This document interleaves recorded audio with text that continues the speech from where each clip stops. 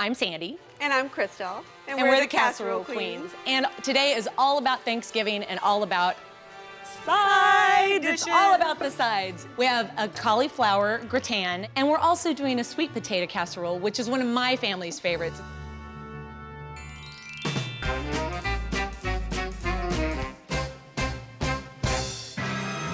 We love Thanksgiving at the Casserole Queens. Gobble, gobble, gobble. How does the turkey actually go?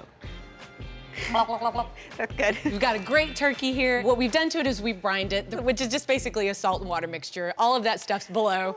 So we're gonna work on our cauliflower gratin. I have just chopped up 2 heads of cauliflower florets. We're gonna drizzle these beautiful pieces of cauliflower with some butter, 2 tablespoons, and then salt, that's the other southern staple, and a little bit of pepper. And in order to make it right, you gotta get your hands dirty, you gotta toss it around, get that butter all over every square inch of that cauliflower. I am gonna start on the roux, and the roux is gonna be the base of this bad boy. We're gonna start with a couple of tablespoons of butter. And while she melts that, I'm gonna put this into roast. I'm gonna roast that for about 30 minutes. I have about a half a cup of onion and 2 cloves of garlic that have just been minced up. You're just really looking to soften the onions up. You don't want to brown them necessarily because we're looking for a white sauce. A lot of roux and like gravies start with flour and butter and that sort of thing, but we're adding the onions and the garlic to the base of this, and then I'm gonna need your flour and really kind of get it all incorporated. This is only gonna take just a minute, and then I can have that milk. Yep. And you want to put really cold milk in there as well. Smooth it in as you go because you don't want lumps. This is what gives the rest of your dish its body. Ooh, is that from me? Yeah, I mean, we have some time to kill. I It's want gotta take it some. up. And in the spirit of Julia Childs, you gotta start drinking. That's the first thing for Thanksgiving is open a bottle of wine. That's right, amen to that. Oh. So about a teaspoon or so of salt, half a teaspoon of pepper. Get rid of this spoon and get a whisk in there just to make sure there's no leftover lumps. So I'm gonna add a couple of tablespoons of just fresh chopped parsley. And while she cuts that, I'm gonna add the magic stuff, the Gruyere. Because this complements the nutty flavor of the cauliflower so well, because it's nutty itself. And I would not substitute this cheese. If you're going Thanksgiving, go all out, go Gruyere. Do it. Go all out, go Gruyere. We're gonna put about 2 cups in here into the cheese sauce.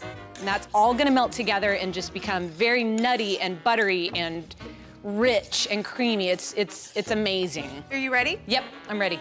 Ready, Frederick. You wanna put that in? Yes, that'd be fantastic. Look how golden brown. You want it definitely to be caramelized. Because that caramelization really does just accent the Gruyere cheeses and really bring out some of that sweetness. Once you get this nice and coated, you're gonna go into a 9x13 buttered dish. You really get the onion and the garlic coming up out of that. Really makes a difference and gives it so many different layers of flavor. All right, you've got my topping, Mama. I do. I've chopped some chives and I'm putting them in with our Gruyere cheese. Because I think that's the thing is casseroles are all about layering and all about texture. So we're also gonna add some Panko breadcrumbs. And what Panko is just Japanese breadcrumbs without the crust. They're light and airy, they don't absorb as much as the oil. We're gonna mix that all up with 2 tablespoons of butter. Get it all coated and lumped together.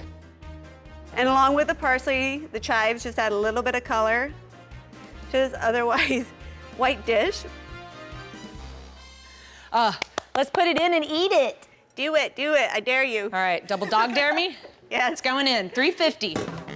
So now, we're gonna make our lovely sweet potato casserole. Yum, yum, yum, yum, yum. We've roasted these bad boys and we've just cut them in half because it's gonna be so much easier to scoop them out. I mean, you can try to peel the potatoes, but then again, you might clog a disposal. I'm just saying I might have done that one holiday before and then you can't do all your dishes, which is very terrible.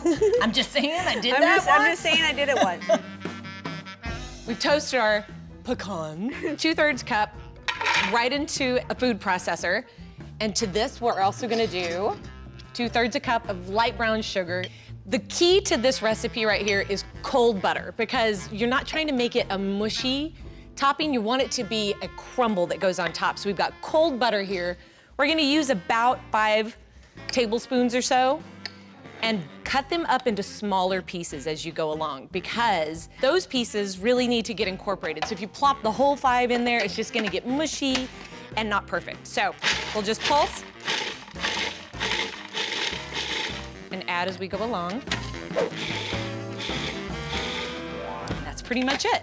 So now what we're gonna do is we're just going to use these sweet potatoes that we have pulled out. There's 8 large sweet potatoes. They smell so delicious. good. We're gonna take some maple syrup instead of sugar. To sweeten these, they're gonna make it a nice, smooth consistency. And then we're gonna put a little heavy cream, 2/3 cup. And I'm adding an egg just because it gives us that nice, like, whipped texture. You don't want your casserole to be runny. And that's what eggs helps do. It's kind of a souffle-like. Add a little bit of vanilla and a little pinch of salt. That's looking really, really good. You're looking for a really smooth consistency. Buttered this dish. It's a 9x13 casserole dish. It's the perfect size for this.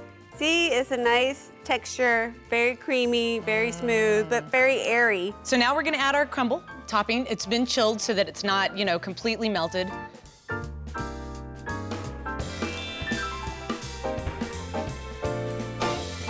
All right, look at this, it's good. Everything is good. All of our hard work is paid off, and now we get to eat, eat, eat. I'm so excited. And we have a cook specialty dish And a Pollock specialty dish. These are our family recipes. We've adjusted them, we've made them our own. And I'm just saying, one isn't better than the other. You need to do both. Mine's better. All right, so which should we, you try mine, I'll try yours. Okay, that sounds good.